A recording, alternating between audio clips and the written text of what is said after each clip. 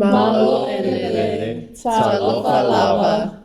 Kia ora, and hello, and welcome to our show, Walking with Wings. I am your host, Aiden, and joining me today in the studio is Tammy, Sharad, Lucianne, and Jerry Lynn. And today we're going to be discussing the Pacific Framework Manulua. So, as we all know, it is much more than just a model. We can even say it's a whole vibe. We're all jamming to it. Yeah. So, you can think of it as more of the secret sauce that blends identity, culture, and languages right into learning. And as we all know, we've done the research to provide the audiences with this video. So, the Manulua framework argues that Tongan students in Aotearoa will achieve better educational outcomes at all levels of learning by enhancing their self-esteem, which comes from recognizing their Tongan identity and valuing their unique learning styles within the education system.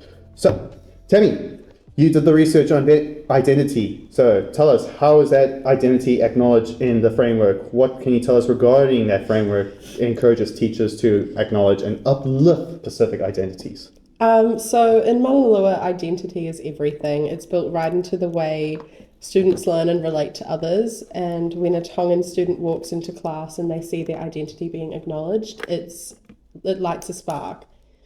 Things like culture, language, spirituality, and values are respected in a classroom. That's where learning gets real, and teachers who understand this create space for relationships, not just results. Okay, but then again, how does the recognition of Tongan students' identities enhance their educational...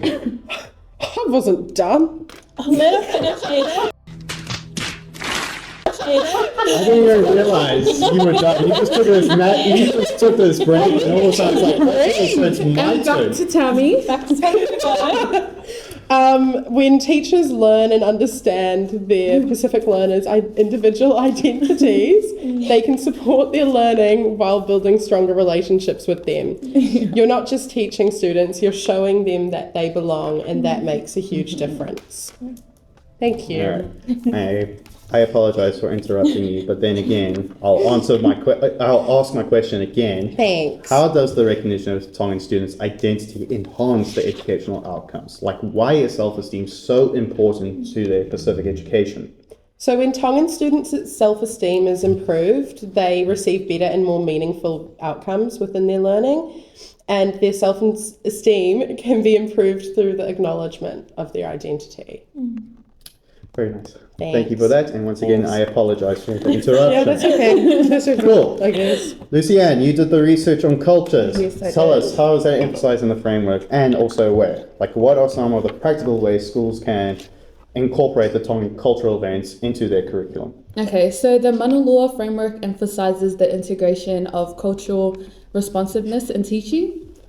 So that particularly for Pacific learners by valuing students' cultural identities and worldviews.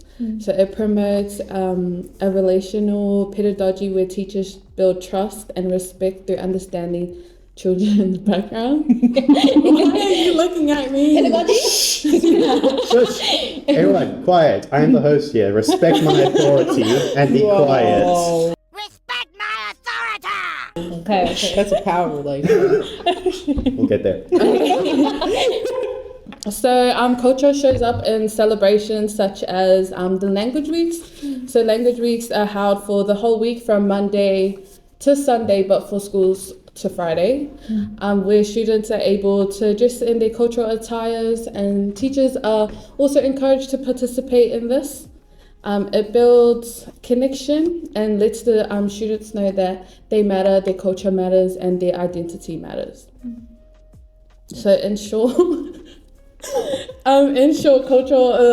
culture is not an add-on, it's foundational. Manulua promotes a holistic and inclusive learning environment where the mana of learners is nurtured through culturally sustaining practices. Cool. And would you say that Polyfest is one of the ways that we can incorporate Tongan culture into schools?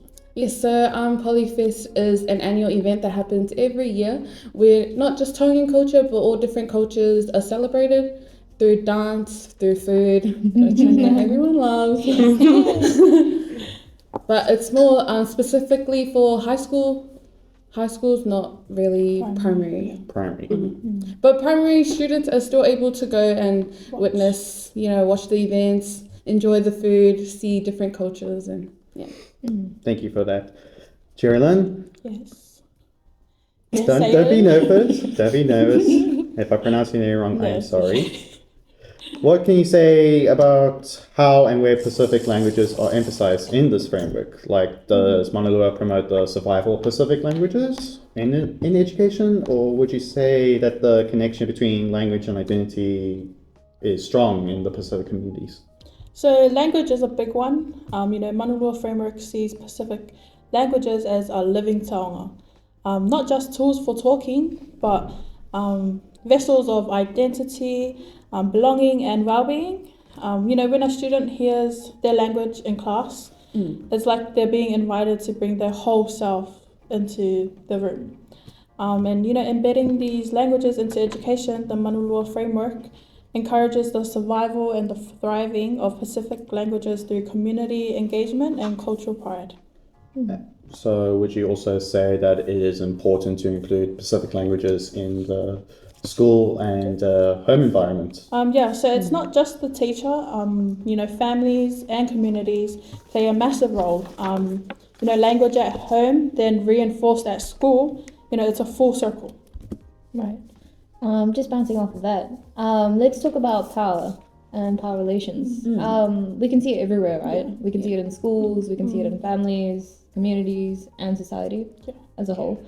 Some examples of current power relations are like big companies, take for example power, economic power, right?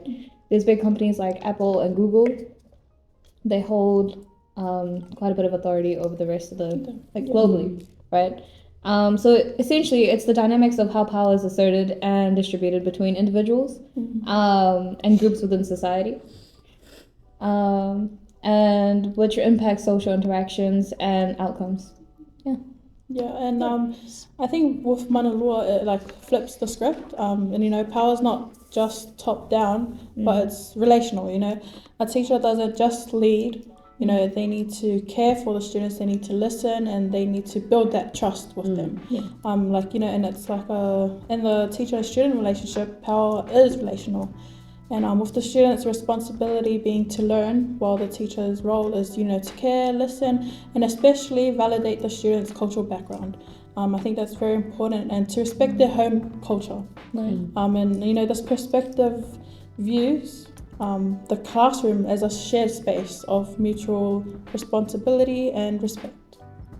It's about shared responsibility, like Val, a sacred space between people, one built on mutual respect and understanding. That's very good. So what I'm getting at is that it's everyday relationships. The students, the teachers, parents, and even their children. Yeah, and between teachers and families, there's often this unspoken power difference, which is especially found in Pacific families where teachers are highly respected. Okay, but when a teacher approaches a parent, doesn't that difference start to fade? Don't the students feel that? In Manulua, power is shared, so it's not about hierarchy, it's about harmony. Decision making, especially in Pacific families, is done collectively. So in education, you need to mirror that, right? And involve families. Let students speak up, and that's how we empower everyone. Cool. Just before we wrap up, we're not sponsored by New World, hence the uniform. I just came from work. 3 days on now. Anyway, as we wrap up, let's talk about the word Manulua itself. So we've read that it literally means two birds or two wings, and we've built our whole title and studio around that name. So what's we're also counting the amount of we've said in this video. Is there anything anyone wants to add about Manulua, like the imagery regarding the two birds or the two wings? I think it's beautiful how two wings are flying in unison, just like home and school, student and teacher, culture and learning. And when both wings work together, our learners soar, which is good. They saw, right? It's all good. That's why. That's all right. Like it goes hand in hand. All right, so we. Yeah, clap. Cool. So that is the heart of Manulua: seeing, hearing, and valuing every learner for who they are and where they come from. Yeah. Are we And all not agree- just for like the Tongans, but for every other Pacific And culture. non-Pacific. And non-Pacific as And well. everyone. Yeah. Everyone can relate to this framework. Yeah. Cool. So we're all in agreement with this? Yeah. Yes. We are ready to call it a night tonight? Yeah. Yes. Yeah. Cool. We'll see you again, probably not next week. We need to do the ending. Oh, yes, we need to say our goodbyes. Cool. Are we all ready? I'm probably gonna butcher this. It's okay, as long as you're trying. That's what matters. That's what hard. matters. Okay. All right. Are you Would ready? you like to lead us, Yeah. Lucienne? Lucienne's Tongan as well, by the way. That's why we're asking her for all the pronunciation. Okay, guys, let's get this done. Are you ready? All right. Okay, let's go. Ready? Malo Alpito Whakapetai. Thank you. Bye bye. See you again. Never.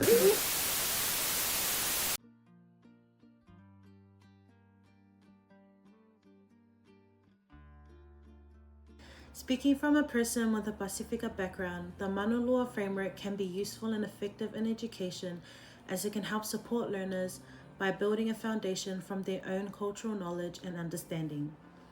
The Manulua framework can allow teachers to design an environment for learning that can relate to Tongan and Pacifica students through their funds of knowledge and experiences that they bring with them from their homes.